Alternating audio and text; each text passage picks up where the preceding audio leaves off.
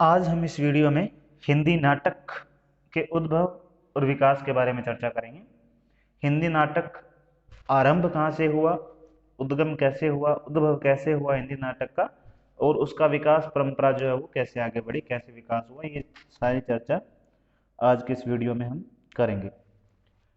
तो अगर हमें हिंदी नाटक का उद्भव और विकास देखना है तो सबसे पहले हम ये देखेंगे कि क्या हिंदी नाटक से पहले भी नाटक लिखे जाते थे या सिर्फ पहली बार हिंदी में ही नाटक आरंभ हुए, और अगर लिखे जाते थे तो कैसे लिखे जाते थे, क्या उनमें ऐसे गुण थे जो हिंदी नाटक में आज हम पाते हैं। ये सारी चीजें हम देखेंगे। अब जो है नाटक का आरंभ की बात करें हम, तो नाटक का आरंभ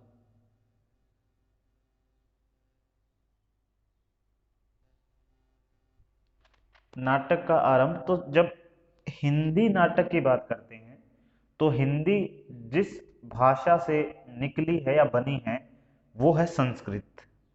तो हिंदी नाटक का आरंभ देखते समय हम ये देखेंगे कि संस्कृत जो है उसमें नाटक थे या नहीं थे। तो संस्कृत में काफी नाटक लिखे गए हैं, जिसमें से हम एक सबसे प्रसिद्ध नाटक है उसके बारे में चर्चा करेंगे थोड़ी सी, और आप बता सकते हैं इस नाटक के बारे में। तो कालिदास जो हुए, कालिदास ने लिखा है अभिज्ञान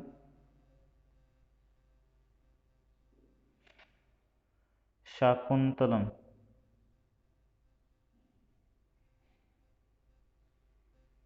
तो अभिज्ञान शाकुंतलम नाम का नाटक जो है वो कालिदास ने लिखा। और इस नाटक में क्या है,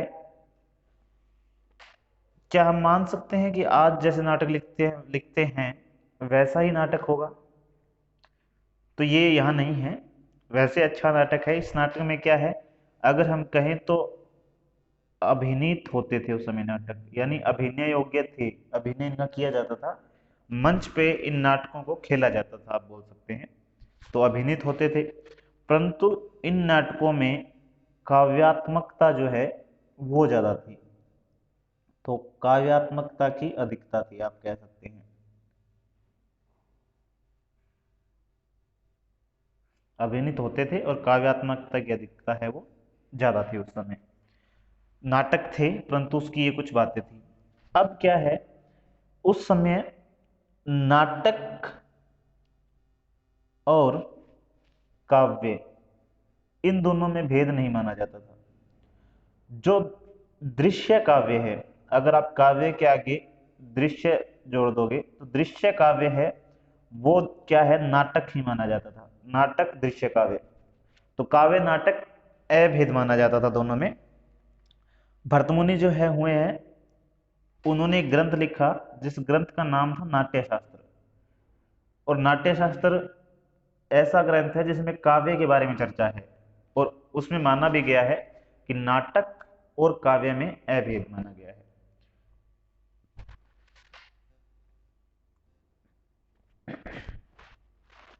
अब संस्कृत की बात हुई। अब जो मध्यकाल हुआ, आया मध्यकाल, तो क्या मध्यकाल में कुछ ऐसी चीजें थी जो नाटक के विकास में सहायता करे? तो मध्यकाल में एक तो जिसे हम बोलते हैं रासलीला, एक होती है रामलीला, और एक चीज जिसे नौटंकी बोलते हैं। ये सारी चीजें मध्यकाल में प्रचलन में थी। अब देखिए, रामलीला आपने शायद सभी ने देखी हो या कुछ ने जरूर देखी हो, या नाम तो सबने सुनी रखा है। दिवाली से पहले रामलीला का आयोजन किया जाता है, और काफी स्थलों के ऊपर जो है, जो एक नाटक रंगमंच के ऊपर नाटक की तरह उनका अभिनय किया जाता है और वो चलता है। इसी प्रकार रासलीला है और इसी प्रकार नौटंकी है जो मंच के ऊपर जिसका अभिनय किया जाता है।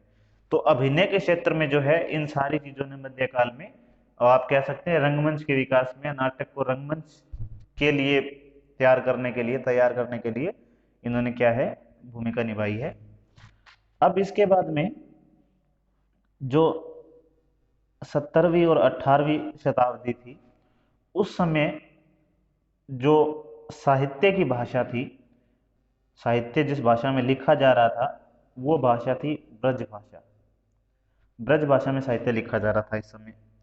और ब्रज भाषा में उस समय एक तो लिखा गया रामायण महानाटक,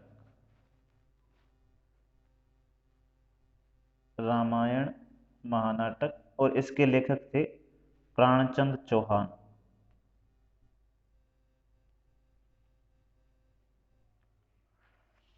अब देखिए, जैसे हिंदी कहानी, हिंदी उपन्यास पढ़ा हमने और देखा कि पहली कहानी कौन सी होनी चाहिए या है, पहला उपन्यास कौन सा माना है विद्वानों ने। इसी प्रकार नाटक को लेकर भी ये विवाद है, चर्चाएं हैं कि कौन सा नाटक पहला नाटक होगा। परंतु नाटक को लेकर ये चर्चा इतनी गहरी नहीं है जितनी कहानी या उपन्यास को लेकर है। फिर भी हम थोड़ी सी बात करेंगे इस विषय पर भी। तो प्राणचंद चौहान, उन्होंने रामायण नाटक लिखा। इसके बाद में एक नाटक का नाम है आनंद रघुनंदन। इसके रचनाकार है विश्वनाथ सिंह।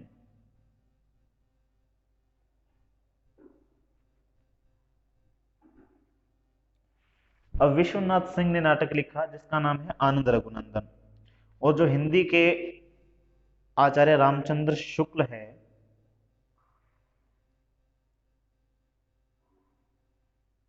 आचार्य रामचंद्र शुक्ल है, उन्होंने आनंद रघुनंदन को हिंदी का प्रथम मौलिक नाटक माना है। तो हिंदी का क्या है, हिंदी का प्रथम मौलिक नाटक, मौलिक नाटक माना है। तो यहाँ ये बात है कि आनंद रघुनंदन जो विश्वनाथ सिंह ने लिखा, उस नाटक को आचार्य रामचंद्र शुक्ल ने हिंदी का प्रथम मौलिक नाटक माना है। वैसे तो रामचंद्र शुक्ल जिसे पहला मानते हैं वो पहला मान लिया जाता है, लेकिन जैसे कहानी में देखा इन्होंने माना था, उसको खारिज कर दिया गया था। इसी प्रकार नाटक में भी इन्होंने माना है, पर साधारणतः इसको नहीं माना जाता, कुछ विद्वान नहीं मानते। और एक विद्वान हुए जिनका नाम है गोपाल चंद गिरधरदास। इन्होंने एक नाटक लिखा जिस नाटक का नाम है नहुष। इसे जो हमारे नाटक में सबसे प्राथमिक हीरो है, मान लीजिए जो नायक है, जिन्होंने नाटकों के मामले में क्रांति की सबसे पहले, भारतेंदु हरिश्चंद्र जो है। तो भारतेंदु ने हिंदी का प्रथम नाटक नहुष को माना है। नहुष को माना भारतेंदु ने, आनंद रघुनंदन को माना रामचंद्र शुक्ल ने। गोपाल चंद्र गिरधरदास का नहुष, भारतेंदु ने जो नहुष है उसको पहला नाटक माना है। अब क्या है इसके बाद में, लेकिन पहले नाटक के बारे में बात करें तो ऐसा है नहीं कि इन दोनों में से किसी को माना जाता हो। अधिकांश जो विद्वान है वो क्या है, भारतेंदु का एक नाटक है जिसका नाम है विद्या सुंदर।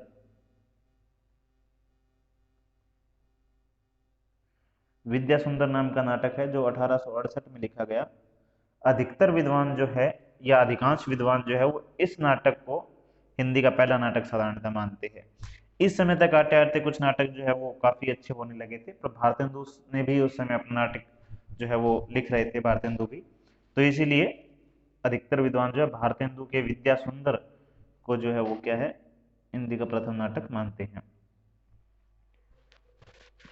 अब क्या है देखिए, इस समय और कुछ चल रहा था कि नहीं ये देखते हैं कि जब ये सारी चीजें चल रही थी उस समय और कोई व्यक्ति नाटक लिख रहा था या नाटक और रंगमंच के क्षेत्र में कुछ और चल रहा था या नहीं चल रहा था। तो 19वीं जो शताब्दी है, 19वीं शताब्दी में जो पारसी थिएटर है, पारसी थिएटर, ये जो है ये अस्तित्व में आ चुके थे पारसी थिएटर। और पारसी थिएटर की जो विशेषताएं हैं वो देख लेते हैं हम तीन चार, कि उस समय ये चीजें भी थी। अब पारसी थिएटर का उद्देश्य क्या था सबसे पहले तो? क्या ये लोगों में क्रांति करना चाहते थे, लोगों में जागृत करना चाहते थे, कुछ बुराइयां खत्म करना चाहते थे? नाटक और थिएटर के माध्यम से इनका उद्देश्य क्या था? सिर्फ इनका एक ही उद्देश्य था, मनोरंजन, जनता का मनोरंजन करना। तो मनोरंजन करना इनका उद्देश्य था। अब मनोरंजन करना उद्देश्य है तो इसमें ऐसा कुछ तो होगा नहीं कि जो समाज को राष्ट्र प्रेम के प्रति जागृत करे, या सामाजिक कुरीतियों, या कोई यथार्थवाद, या ऐसा कुछ होगा नहीं। मनोरंजन सिर्फ ऐसा कार्य करना जिससे लोग खुश हो जाएं, उनका मनोरंजन हो जाए। तो अब सोच के देखिए, जो नाटक मनोरंजन करेगा तो उनकी कहानियां कैसी होगी? तो हम बात करते हैं कि इनका कथानक कैसा था। इन्होंने जो नाटक खेले जाते थे रंगमंच पे, वो किस प्रकार के नाटक थे, उनका कथानक कैसा था? तो इनके कथानक में जो पारसी प्रेम कथाएं हैं, या पारसी प्रेम कथाओं का जो है इन पे रंगमंच पे होता था। जैसे पारसी प्रेम कथा की बात की जाए तो एक मान लीजिए जैसे रोमियो जूलियट है, मान लीजिए तो रोमियो जूलियट है। इस प्रकार और भी हो सकते हैं। तो रोमियो जूलियट है, तो इस प्रकार ये देख रंगमंच पे अभिनय किया जाता था, और इनका एक ही उद्देश्य था सिर्फ कि जनता का मनोरंजन किया जाए। अब मनोरंजन करने के लिए और क्या होता था? तो बचकाने नृत्य जिसे बोल सकते हैं, बचकाने नृत्य, यानी उन नृत्य का कुछ, जिसे हम कहते हैं कि अच्छे नृत्य नहीं थे, वो सिर्फ मनोरंजन करने के लिए कुछ भी कर देना, ऐसे बचकाने नृत्य।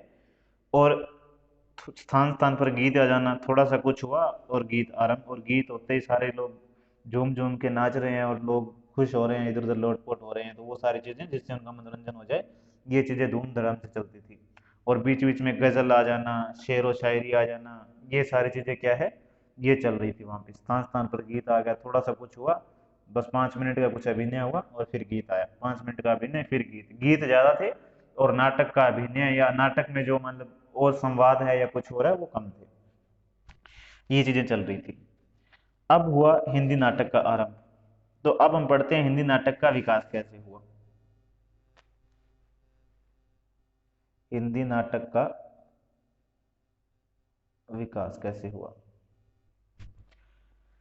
इसको हम साधारणतः 4 भागों में बांटते हैं। जैसे अगर आपने कहानी या उपन्यास के विकास को समझने की कोशिश की है, तो हमने उसमें देखा था उपन्यास और कहानी में जो केंद्रीय व्यक्ति है वो थे प्रेमचंद। प्रेमचंद ने, या प्रेमचंद को केंद्र में रखकर जब हम हिंदी उपन्यास या नाटक का विकास समझने की कोशिश करते हैं, तो हम पहले प्रेमचंद पूर्व युग, फिर प्रेमचंद युग, प्रेमचंदोत्तर युग, और फिर ऐसे हमने बांटा था साधारणतः। और अब जो केंद्रीय व्यक्ति है नाटक में, उस व्यक्ति का नाम है प्रसाद, जयशंकर प्रसाद। तो प्रसाद केंद्रीय व्यक्ति है, तो एक तो प्रसाद युग हुआ। इससे पहले कौन सा होगा? तो इससे पहले होगा प्रसाद पूर्व, और इसके बाद कौन सा होगा? प्रसादोत्तर। और इसके बाद एक और माना जाता है प्रसाद के बाद, उसको बोलते हैं स्वातंत्र्योत्तर। तो ये 4 काल माने जाते हैं। 4 कौन कौन से हैं? तो प्रसाद केंद्रीय व्यक्ति है, तो पहला है प्रसाद पूर्व हिंदी नाटक बोल सकते हैं, प्रसाद पूर्व। दूसरा कौन सा होगा? प्रसाद युगीन नाटक आ सकते हैं, या प्रसाद युगीन हिंदी नाटक, या प्रसाद युग बोल सकते हैं। और तीसरा कौन सा होगा? तो प्रसादोत्तर हिंदी नाटक, या प्रसादोत्तर युग, आप जो ठीक लगे आप बोल सकते हैं। हिंदी नाटक बोल सकते हैं आगे, प्रसादोत्तर हिंदी नाटक ऐसा भी बोला जा सकता है। आगे है स्वातंत्र्योत्तर हिंदी नाटक बोल सकते हैं हम इसे। स्वातंत्र्योत्तर हिंदी नाटक यानी स्वतंत्रता के बाद हिंदी नाटक कैसा चल रहा था। तो ये 4 काल हमें साधारणतः इसमें देखने हैं। अगर इनके समय की बात करें तो साधारणतः क्या है कि प्रसाद से पहले, यानी 1918 से पहले माना जाता है इसको, वो हम देखेंगे आगे। और ये जैसे प्रसाद 1938 तक माना जाता है, 18 से लेके साधारणतः। और ये 38 से 50 या कुछ 47 मानते हैं, क्योंकि आज़ादी 47 में मिली, और ये 47 से या 50 से अब तक माना जाता है। तो अब देखते हैं क्या है आगे इसमें। प्रसाद पूर्व युग। अब हम एक एक करके इन युग को है पढ़ने की कोशिश करते हैं, इन युग में जो है क्या था। तो सबसे पहला युग है प्रसाद पूर्व युग या प्रसाद पूर्व हिंदी नाटक।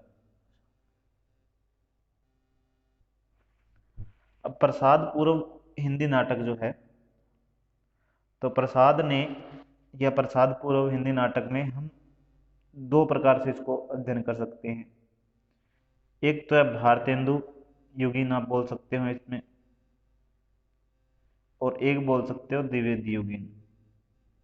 तो द्विवेदी युगीन और भारतेंदु युगीन। अब है क्या, जो प्रसाद युगीन नाटक है, पूर्व युग हिंदी नाटक है, उसमें प्रसाद से पहले के जितने नाटक है वो हमें देखने हैं। और प्रसाद युग है, उसको हम साधारणतः 1918 से आरंभ करते हैं।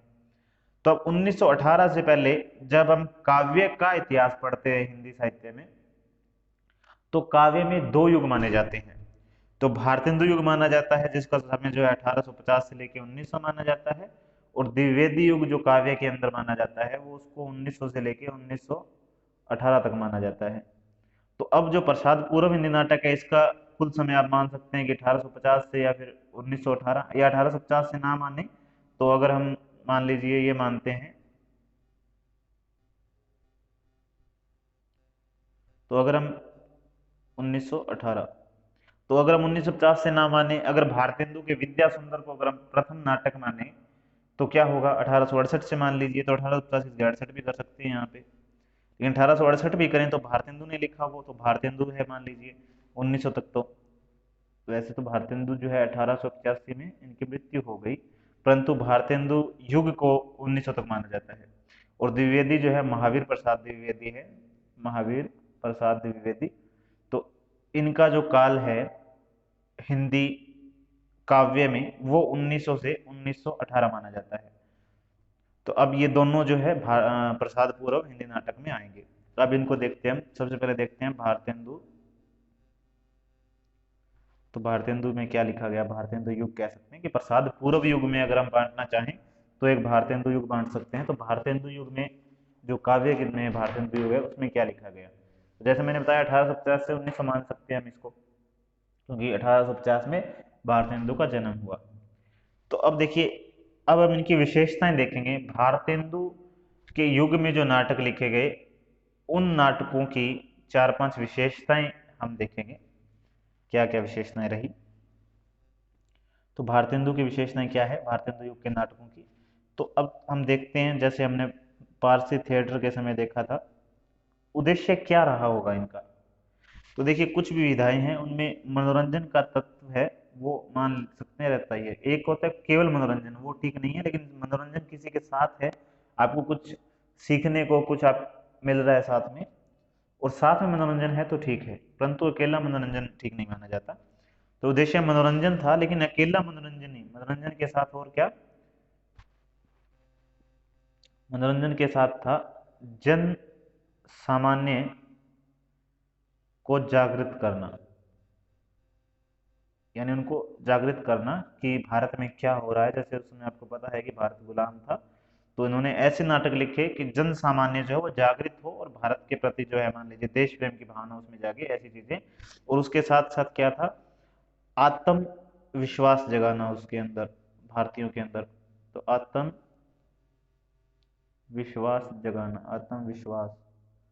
जगाना, ये इनके उद्देश्य थे। अब जैसे आपने अगर नाटक पढ़े हो, तो भारतेंदु का एक नाटक है भारत दुर्दशा। भारत दुर्दशा नाटक में भारतेंदु ने ये दिखाया है कि भारत की दुर्दशा क्यों है, क्या कारण है इसके पीछे। तो उन सब में उन्होंने अनेक भारतीय कुरीतियों के ऊपर प्रहार किया है, भारतीयों की जो मानसिकता है उसके ऊपर भी उन्होंने कहा है। तो ये सारी चीजें हैं। अब वो नाटक पढ़कर क्या चाह रहे हैं कि जन सामान्य जागृत हो कि हमारे साथ ऐसा क्यों हो रहा है, शोषण जो है भारतीयों का क्यों हो रहा है। ये नाटक पढ़ के वो सोचें और जागृत हो, और उनमें आत्मविश्वास बढ़े कि हम ऐसा करने से अगर ऐसे हो रहे हैं तो क्या हमें क्या करें कि हम ऐसे हो जाएं, अच्छे हो जाएं और हमारा देश जो है आज़ाद हो जाए। तो इस प्रकार इनके नाटकों का जो सामान्य उद्देश्य था, मनोरंजन तो था ही, उसके साथ साथ जन सामान्य को जागृत करना कि जागो देश के प्रति, राष्ट्र प्रेम जगाना आप कह सकते हैं, और उनमें आत्मविश्वास पैदा करना, जो उनका आत्मविश्वास खो चुका था कि हम तो कुछ भी नहीं है, हम अंग्रेज ही सब कुछ है, हमें कुछ नहीं आता, या मतलब इस प्रकार की जो भी उनके मन में चीजें थी, वो चीजों को खत्म करके आत्मविश्वास उनके मन में जगाना कि हम भी बहुत महान हैं और हमने बहुत कुछ किया है, ये सारी चीजें। इसके अलावा और क्या उद्देश्य या और क्या चीजें थी, तो इनके अंदर जो है एक नाटकों में दिखता है, भारतीय द्वीप के नाटकों में, वो है जो भारतीय संस्कृति है उसके प्रति, तो संस्कृति के प्रति प्रेम जगाना भी ये चाहते थे कि भारतीय, जैसे उस समय क्या था कि कुछ लोग विदेशी संस्कृति जिसे हम बोलते हैं, इंग्लिशों की, जो अंग्रेजों की संस्कृति है उसको अपना रहे थे, और भारतीय संस्कृति को अंग्रेज वैसे ही जो है तुच्छ मानते थे और उसको जो है ऐसा दिखा रहे थे जैसे कि ये जो है असभ्य संस्कृति है। और उन्होंने कहा भी है, अंग्रेजों ने, कि भारत जो है एक असभ्य देश है, उस समय कहा था कि असभ्य देश है और इसको जो सभ्य बनाने की जो जिम्मेवारी है, दायित्व है, वो हमें भगवान ने दिया है। तो वो संस्कृति को वैसे भी नहीं समझते थे कुछ, और भारतीयों में ऐसी भाव ना आए कि वो अपनी संस्कृति के प्रति अनादर के भाव से देखे, ऐसा भाव ना आए, इसीलिए उनके नाटकों के माध्यम से उन्होंने भारतीय लोगों में संस्कृति के प्रति प्रेम जगाना चाहा और प्रेम जगाने की कोशिश की। इसके अलावा जैसे मान लीजिए और इनका क्या था, तो जैसे पश्चिमी या पश्चिम के जो पश्चिमी देश है, जैसे हमारे यहाँ आए हुए थे, जो गलत प्रभाव है, तो गलत प्रभावों से समाज को बचाना,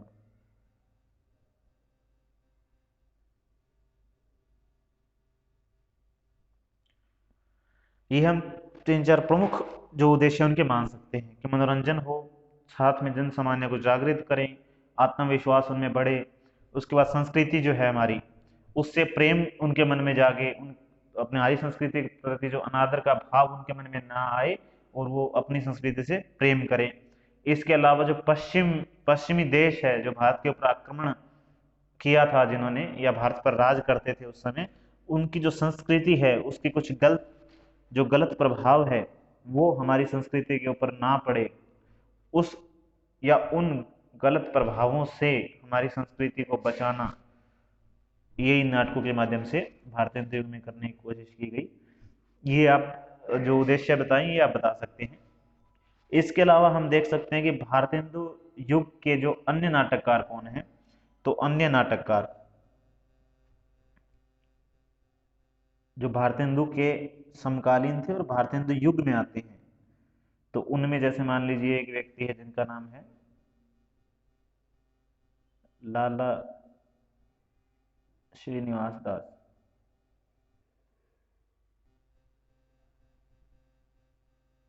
बालकृष्ण भट्ट,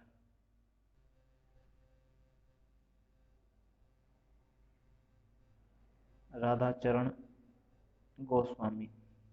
अब आप क्या कर सकते हैं यहाँ पे, ये मैंने नाम बताए हैं, इनके आप नाटकों के नाम देख सकते हैं, एक ही दो नाटक के नाम देख लीजिए और एग्जाम में आप वो लिख देना। तो ये इनके प्रमुख साहित्यकार नाटककार और भी है, लेकिन हम तीन चार से काम चला सकते हैं। तो भारतेंदु मंडल के जो अन्य नाटककार है उनमें आप इनके नाम और इनके नाटक जो आपको ठीक लगे, एक एक या दो वो नाटक आप देख लेंगे। और इसके अलावा भारतेंदु के बाद जो हमने देखा वो था द्विवेदी।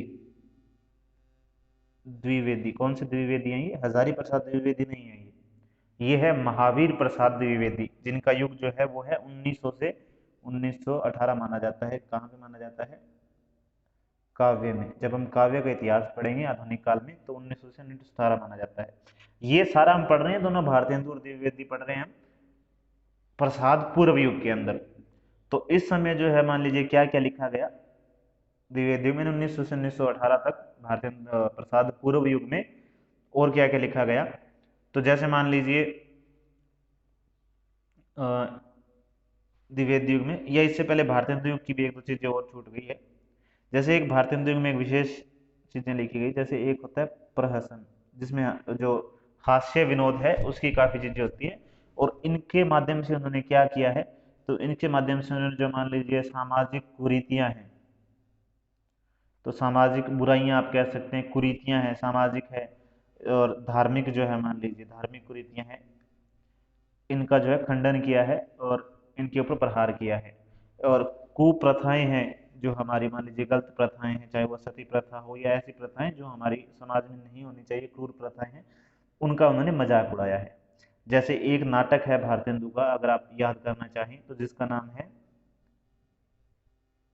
वेदिकी हिंसा, हिंसा न भवती। अब इस नाटक में क्या किया इन्होंने, जो पशु बलि है उसका विरोध किया है, तो पशु बलि का विरोध प्रहसन के माध्यम से, तो ये नाटक जैसे मतलब है इनका। तो ये आप बता सकते हैं साथ में चाहें तो, कि ये तीन चार बातें और बता देंगे कि इन्होंने सामाजिक धार्मिक कुरीतियों का विरोध किया, कुप्रथाओं का मजाक उड़ाया, एक तो नाटक है उनकी चर्चा बता सकते हैं कि इनमें इन्होंने ऐसा किया है। तो जैसा कि द्विवेदी युग है, इसमें क्या है, तो द्विवेदी युग में जैसे मान लीजिए जो मैंने समय बताया, महावीर प्रसाद द्विवेदी जो है मान लीजिए 1900 से 1918, और इसमें क्या है, इसमें भारतेंदु युग जैसा कुछ नहीं था। यानी भारतेंदु युग में एक व्यक्ति हुए, भारतेंदु खुद, जिन्होंने नाटक के क्षेत्र में, नाटक जगत में एक क्रांति ला दी और अनेक नाटक लिखे, और नाटक इतने अच्छे नाटक लिखे जो आज भी, अगर आपने पढ़ा हो एक अंधेर नगरी, जिसमें वो आपने सुना होगा, अंधेर नगरी, चौपट राजा, टकेसर भाजी टकेसर खाजा, तो कितना अच्छा और सुंदर नाटक है, और जो पढ़ा भी हो शायद आपने। तो भारतेंदु युग के नाटक आज भी काफी अच्छे माने जाते हैं। तो इसमें क्या है, द्विवेदी युग में भारतेंदु युग जैसा कुछ नहीं था मान लीजिए आप। तो जो भारतेंदु युग में जितनी मान लीजिए नाटकों की प्रगति हुई, वैसी 1900 से लेकर 1918 में नहीं हुई। तो भारतेंदु युग जैसा कुछ विशेष नहीं हुआ इस काल में। नाटक कला का विकास की बात करें, तो नाटक कला का विकास तो वो भी नहीं हुआ इसमें, नाटक कला का विकास नहीं हुआ, क्योंकि नाटक लिखने वाले ऐसे लोग थे ही नहीं इस युग में जो अच्छे अच्छे नाटक लिख सके। और अगर अभिनय जो है की बात करें, तो अब सोच सकते हैं कि भारतेंदु के जैसा था नहीं कोई इसमें। भारतेंदु के जैसा क्या, भारतेंदु युग के जैसा भी कुछ नहीं था, कि भारतेंदु युग में इतने नाटक लिखे गए, और भारतेंदु युग के समय जो भारतेंदु ने नाटक लिखे, उन्होंने नाटकों के रंगमंच जो है अभिनय में भी काफी भूमिका निभाई। जैसे प्रताप नारायण मिश्र हुए, उन्होंने खुद अनेक नाटक रंगमंच पे जो है अभिनय किया उन्होंने, भारतेंदु भी खुद अभिनय करते थे। तो इन्होंने नाटक सिर्फ लिखे नहीं, उन नाटकों को लिखने के बाद इन्होंने उन नाटकों को रंगमंच के माध्यम से समाज के अंदर प्रस्तुत भी किया। तो इसीलिए भारतेंदु युग नाटक के लिए अच्छा युग था। लेकिन जो द्विवेदी युग आया, प्रसाद पूर्व युग में जो द्विवेदी युग है, उसमें नाटक के क्षेत्र में कोई विशेष प्रगति नहीं हुई, क्योंकि भारतेंदु युग के जैसा कुछ था नहीं, इसमें ऐसे लोग भी नहीं थे, ऐसे व्यक्ति नहीं थे, कम थे। और जो नाटक कला का विकास है वो भी इस समय नहीं हो पाया। और अभिनय के दृष्टिकोण से बात करें, तो आप सोच सकते हैं कि भारतेंदु के जैसा कुछ नहीं था, नाटक कला का विकास भी नहीं हुआ, तो जब नाटक लिखे ही नहीं गए अच्छे, तो कोई अभिनय क्या करेगा, तो अभिनय तत्व जो है वो भी इसमें ना के बराबर थे। हाँ, इस युग में अगर नाटक, कोई आपको एक नाटक बताना हो कि प्रसाद पूर्व युग में नाटक कौन सा लिखा गया, तो प्रसाद पूर्व युग में एक नाटक प्रसाद के द्वारा लिखा गया, जिसका नाम है करुणाल्य। ये नाटक लिखा गया प्रसाद के द्वारा ही, प्रसाद पूर्व युग में। तो देखिए हमने अभी तक क्या देखा, बिल्कुल छोटे शब्द, थोड़े शब्दों में हम देखते हैं। भारतेंदु से या संस्कृत में अभिज्ञान शाकुंतलम देखा, जिसमें काव्यात्मकता की अधिकता है, लेकिन अभिनीत होते थे वो नाटक, हमने ये भी देखा। इसके बाद में जैसे हमने देखा कि मध्यकाल में रासलीला थी, रामलीला थी, नौटंकी थी। फिर हमने देखा ब्रज भाषा में नाटक लिखे गए, रामायण महानाटक है, आनंद रघुनंदन, जिसे रामचंद्र शुक्ल ने पहला मौलिक नाटक माना है। भारतेंदु ने किसे माना, तो नहुष को माना, जो गोपाल चंद्र गिरधरदास ने लिखा। और ज्यादातर विद्वान जो है वो विद्या सुंदर को प्रथम नाटक मानते हैं, जो कि भारतेंदु द्वारा लिखा गया है। इसके बाद हम पारसी थिएटर के बारे में बता सकते हैं कुछ, कि पारसी थिएटर भी इस समय विकसित हो रहे थे। और पारसी थिएटर है, उनका उद्देश्य मनोरंजन करना था। और जो है मान लीजिए कथानक उनके जो है रोमियो जूलियट जैसे पारसी प्रेम कथाओं से लिए गए थे। उनमें बचकाने नृत्य थे, गीत थे जगह जगह पर, ये सारी चीजें थी। फिर हम बताएंगे नाटक के विकास को समझने के लिए हम नाटक को चार भागों में बांट सकते हैं: प्रसाद पूर्व हिंदी नाटक, प्रसाद युगीन हिंदी नाटक, प्रसादोत्तर हिंदी नाटक और स्वातंत्र्योत्तर हिंदी नाटक, ये बांट सकते हैं। फिर हम बताएंगे प्रसाद पूर्व युग। प्रसाद पूर्व युग को समझने के लिए हम इसे फिर दो भागों में बांट सकते हैं। एक का नाम है भारतेंदु युगीन, जिसका समय आप 1850 से 1900 या 1868 से 1900 मान सकते हैं, क्योंकि 1850 से 1900 सामान्यतः भारतेंदु युग का समय जो है वो माना जाता है। परंतु आप कहें कि पहला नाटक 1868 में अगर आप मान सकते हैं तो 1868 से माने तो कोई दिक्कत नहीं, लेकिन आप 1850 से 1900 भी लिख सकते हैं। 1850 से 1900 भारतेंदु, इसमें हमने देखा मनोरंजन का तत्व था, जन सामान्य को जागृत करने की कोशिश की गई, आत्मविश्वास जगाना ये नाटकों के उद्देश्य थे, संस्कृति के प्रति प्रेम को जगाना, पश्चिमी सभ्यता जो है उसके गलत प्रभावों से समाज को बचाना, ये सारी चीजें थी। इसके अलावा सामाजिक कुरीतियां, धार्मिक कुरीतियां, कुप्रथाएं, ये जितनी भी चीजें हैं इन सब का मजाक उड़ाना, इनका विरोध करना, ये सारी चीजें इनके नाटकों में थी। और भारतेंदु मंडल के आप नाटककार बता सकते हैं कुछ, जैसे राधा निवास दास, बालकृष्ण भट्ट है, राधाचरण गोस्वामी है। द्विवेदी युगीन नाटक में हमने देखा कि भारतेंदु जैसा कुछ विशेष साहित्यकार नाटककार इसमें नहीं हुए, नाटक कला का विकास नहीं हुआ, अभिनय तत्व है उसकी भी कमी ही थी। अगर एक आधा नाटक द्विवेदी युगीन में बताना हो तो आप कह सकते हैं कि प्रसाद ने एक नाटक लिखा था इस समय, जिस नाटक का नाम है करुणालय। तो यहाँ हमारा जो है प्रसाद पूर्व युग तक कंप्लीट हो चुका है। अब आगे चलते हैं।